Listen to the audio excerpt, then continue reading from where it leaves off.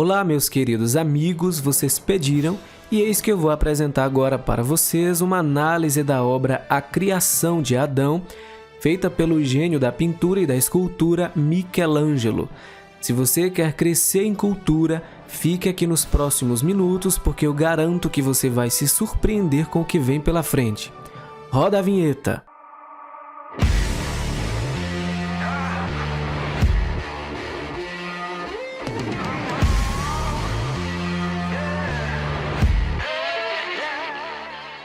A Criação de Adão faz parte de um conjunto de afrescos pintados no teto da Capela Sistina que fica em Roma. Para quem não sabe, o afresco é uma técnica de pintura que consiste em aplicar a tinta no mural com a argamassa ainda fresca. O Papa Júlio II foi quem convidou Michelangelo para executar o trabalho no ano de 1508. As paredes da Capela Sistina, que leva esse nome porque foi construída a mando do Papa Sisto IV, já haviam sido pintadas por outros pintores famosos como Botticelli, mas a abóbada estava inacabada e o Papa Júlio II queria concluir o projeto da capela, que tem um significado todo especial para a fé católica.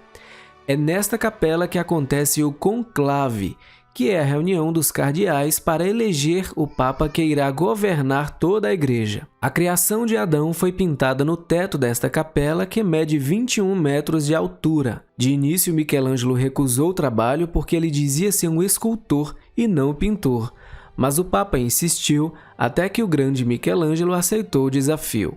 Michelangelo nasceu em Caprese, na Itália, no ano de 1475 e morreu em 1564 aos 88 anos de idade.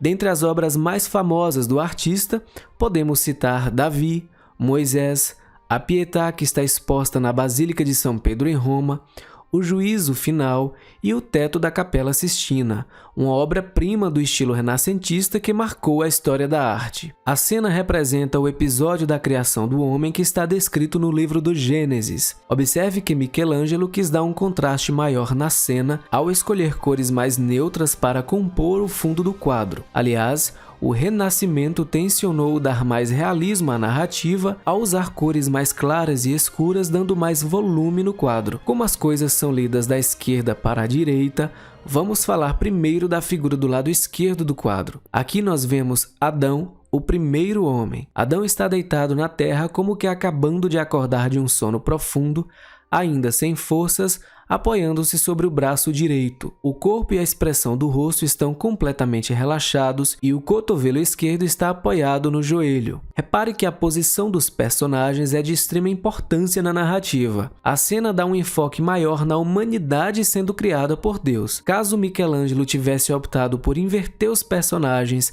colocando Deus do lado esquerdo e Adão do lado direito, a narrativa daria um foco maior no ato criador de Deus. Do lado direito do quadro, nós vemos Deus envolvido por um manto vermelho. Observe que dentre os elementos compositivos, o manto vermelho emoldurando esta cena foi um recurso utilizado por Michelangelo para aumentar o contraste e enfatizar que o universo habitado por Deus é diferente do universo habitado por Adão. Deus é envolvido e sustentado por anjos. A cena tem movimento. Se você observar com atenção, vai ver que os cabelos dos anjos estão esvoaçantes. Observe também que os anjos são menores que Deus. Esse recurso é para hierarquizar a cena e enfatizar a grandeza do Deus Criador. A mulher segurando o braço esquerdo de Deus seria Eva, que ainda não havia sido criada. Aqui existe uma inconsistência teológica, pois a alma não é eterna. A alma é imortal.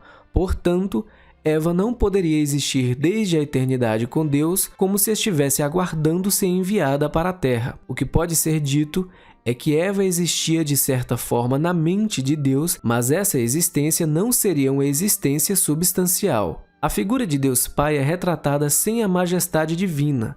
Deus usa uma veste de peça única e tem os membros à mostra. O poder e a sabedoria de Deus são retratados pelo corpo viril e pela barba volumosa e grisalha. É importante notar que o ideal de beleza do Renascimento supervalorizava a anatomia dos corpos. Como o texto sagrado diz que o homem foi criado à imagem e semelhança de Deus, Michelangelo enfatizou esta semelhança entre os corpos de Deus e Adão. O ponto alto do afresco é a interação das duas figuras através do dedo indicador. É o momento em que a vida é insuflada no homem. Deus tem o dedo esticado, enquanto Adão tem a ponta do dedo indicador ainda apontada para baixo, sugerindo falta de vitalidade. O simbolismo desta cena é genial, porque o esforço que o homem faz para alcançar a Deus, apesar de ser um esforço necessário, parece ser ainda insuficiente. Esta força e sentido de vida são dados pela ação do próprio Deus que primeiro nos amou. Deus dá o primeiro passo para alcançar o homem,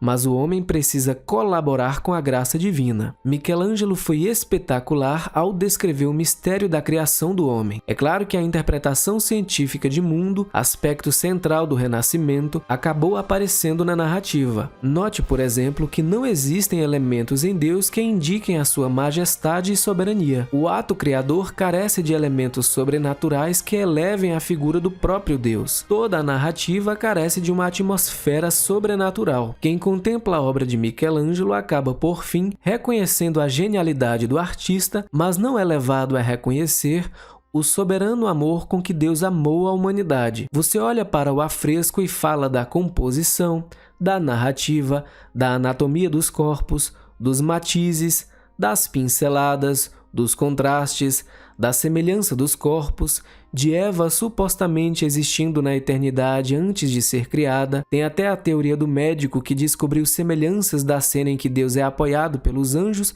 com a figura de um cérebro. Mas a obra não convida o espectador para transcender os próprios elementos imediatos retratados no quadro. Quem contempla a criação de Adão para na própria obra. É como se ao olhar para o afresco, o espectador não fosse levado a reconhecer a grandiosidade do ato criador de Deus, mas a genialidade de Michelangelo. É como se ao ouvir uma canção, ficássemos falando tão somente dos agudos que o músico consegue alcançar, sem, no entanto, transcender a técnica. Neste sentido, nem Adão, nem o próprio Deus são os protagonistas da obra, mas o próprio Michelangelo.